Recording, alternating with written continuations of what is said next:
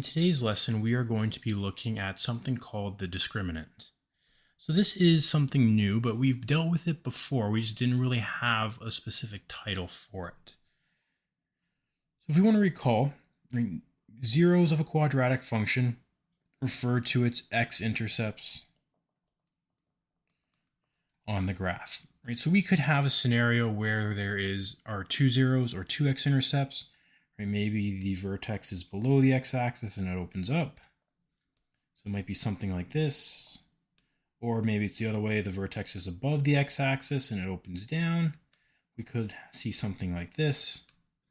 There could be one zero or one x-intercept, where that means the vertex is right on the x-axis. So again, something like this. Or we could have no zeros. Right? Maybe it looks something like this or something like this.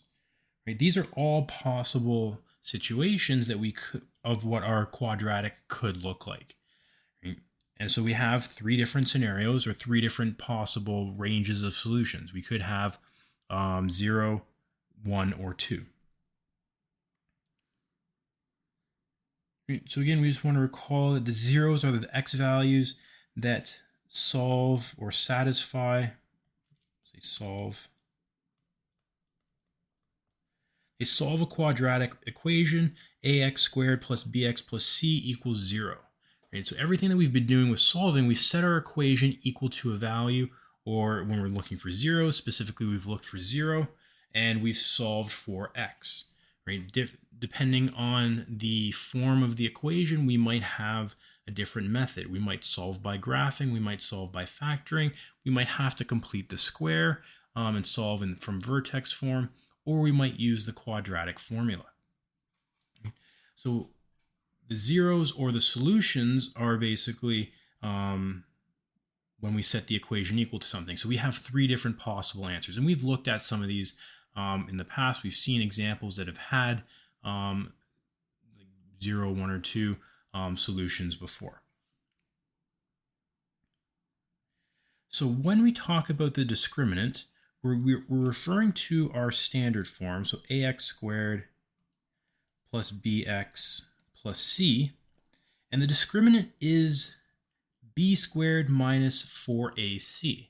And if you say that sounds familiar, and that is because it should, we've seen it before in our quadratic formula, negative b plus or minus the square root of b squared minus 4ac divided by 2a.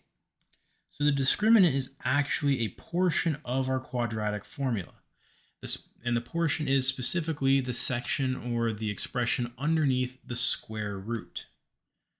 So the discriminant is specifically that portion, and we get our a, b, and c values directly from our standard form. So the discriminant would have to be, or can only be used when we're dealing with standard form. Now there's three different things that we're going to be looking for.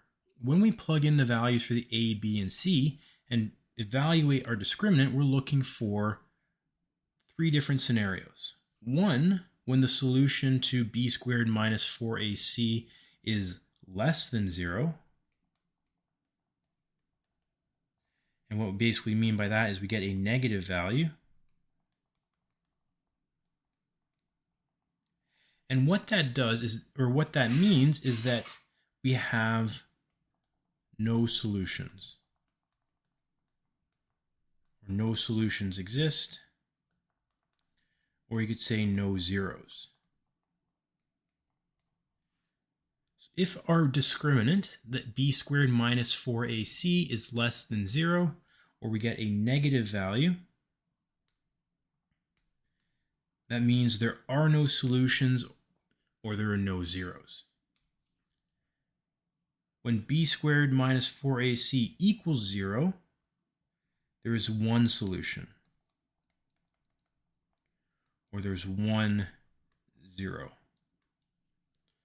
Right, so if we plug in our values and we get 0, that means there is one possible solution. And then lastly, if b squared minus 4ac is greater than 0, or it's a positive value,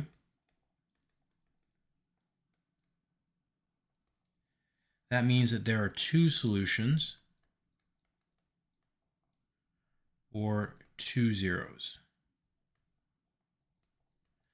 So this, it doesn't tell us what the values are, right, when we use the discriminant, but it does tell us how many answers we could expect to have. So let's determine the number of roots for each equation, right? So here we're just going to keep just our expressions, our quadratic expressions.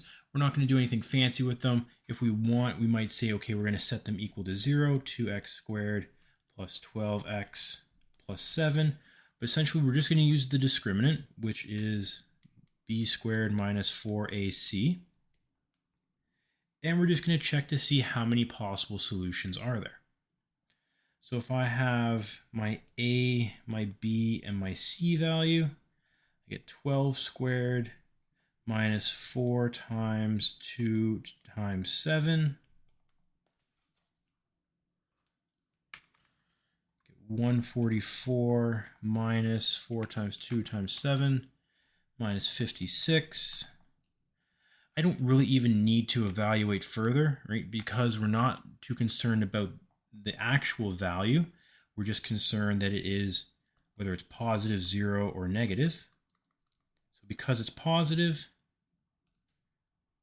there's two solutions. Or we could say there's two roots because of what we've plugged in. There's two roots. For our next one, A, B, and C, we have some negative values here, so we want to make sure that we're including this negative sign. So negative 2 squared minus 4 times negative 1 times C, which is negative 6. I get 4 minus 4 times negative 1 times negative 6. 4 minus 24, or negative 20. So because it is negative, it means there are 0 roots, or there are 0 solutions. And lastly, we're missing a bit of our equation. We have an A value, a B value, and a C value. In negative 18 squared minus 4 times 1 times 81. We get 324 minus 4 times 1 times 81. It's 324. We get 0, which means 1 root. So again, just a straightforward example, right? You're just using the discriminant to determine how many roots or x-intercepts there are. Now, in an application type question, we might use it to see, will the following ever exist, or how many times could it possibly exist? Right? So the height above the ground of a bungee jumper is modeled by the function h at t is equal to negative 5t squared plus 3t plus 109.55. And we want to know when, or will the bungee jumper ever be 111 meters above the ground? We're not concerned about when, right? Or at what time, or how far out. We just want to know, will this ever occur? So what we're looking for, or what we're given a height. We're told that h at t equals 111. So I can set my equation equal to that, similar to what we've done before, right? When we're using the quadratic formula, or we're solving by factoring, or completing the square, whatever the case may be, we set our equation equal to whatever value we've been given. In this case, 111. It's minus 5t squared plus 3t plus 109.55. And we have to move the 111 over because we want to set it equal to 0. So I'm going to move it over. It's become negative 5t squared plus 3t. And it's going to be minus, so 109.55 minus 111 is negative 1.45. So move it over, became minus 11, Now that I've moved it over, I have a different A, B, and C value than the original, which is fine, because now I'm going to take those values and plug it into my discriminant. So again, the b squared minus 4ac.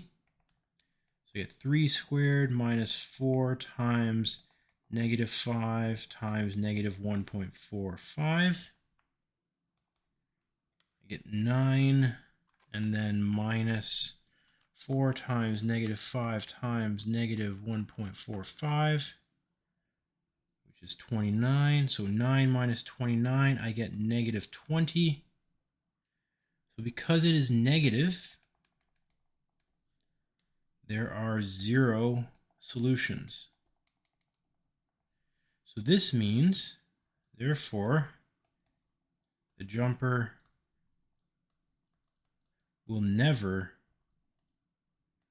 be 11 or 111 meters above the ground.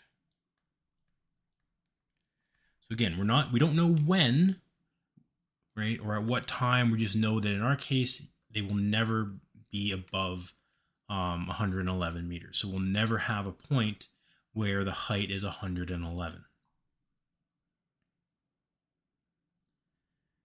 If I look at the next example, the path of a ball is modeled by the function h at t equals negative 5t squared plus 20t plus 3. We want to know how many times will the ball be 18 meters above the ground. So again, we're told what the height is going to be. H at t is going to be 18, which means we set our equation equal to 18. And we want to know, okay, when or what are the times or the values for t that make this work. Now, because we're just asking how many times, we don't want to know the specific time, if any, right, or specific time. We just want to figure out, is it 0, 1, or 2? So we're going to set it equal to 0. We're going to move the 18 over. It's going to become minus 18. 0 equals negative 5t squared plus 20t, and then 3 minus 18 is negative 15. I have an a, b, and a c value that I'm going to plug into my discriminant. So 20 squared, or we'll just write out the discriminant anyways. Do it over here. So b squared minus 4ac. So 20 squared minus 4 times a, which is negative 5, times c, which is negative 15. So 400 minus 300. I get 100, which is a positive value, which means, therefore, the ball, we'll say, could be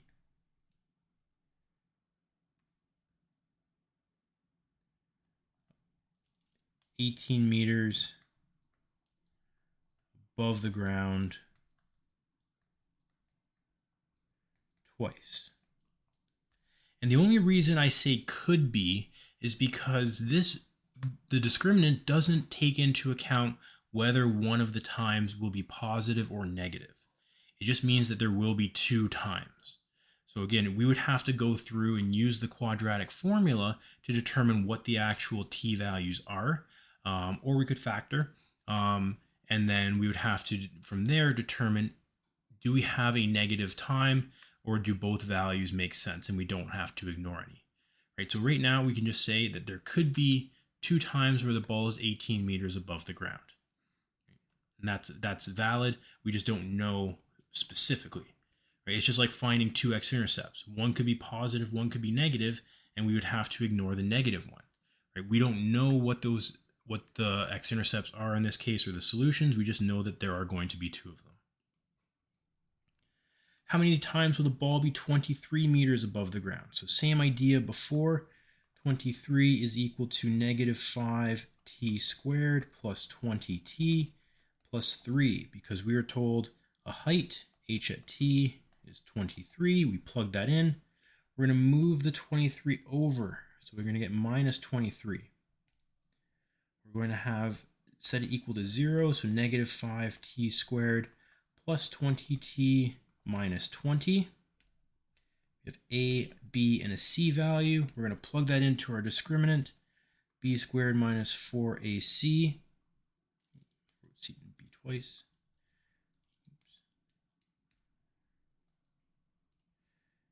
So 20 squared minus 4 times negative 5 times negative 20.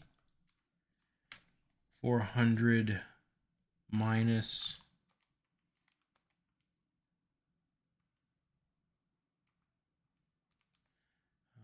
400 minus 400. We get 0.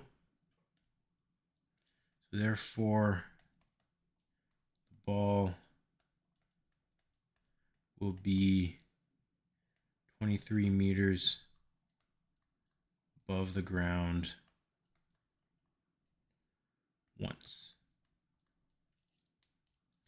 And realistically, if the ball is going to be at a certain height once, chances are it's going to be the vertex or the maximum. Because we can only have, if there's only one solution, that means it has to be at the highest point or the lowest point. Right? So that means that 23 meters is going to be our vertex or our maximum height. But again, we don't know when that's going to occur. We're not concerned about what that time is going to be. All we're concerned about for this question is just how many times will the ball be at that height. And from using the discriminant, we found that it's only going to happen once.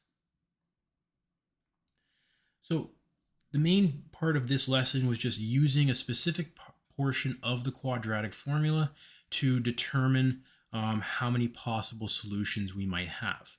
Because the scenario might come up where we're not concerned about when or at what point or at what horizontal distance or how many things we would have to sell or at what time. We just want to know how many solutions or possible solutions could there be. And again, going back to our x-intercepts, it means that there could be either 0, 1, or 2 possible solutions.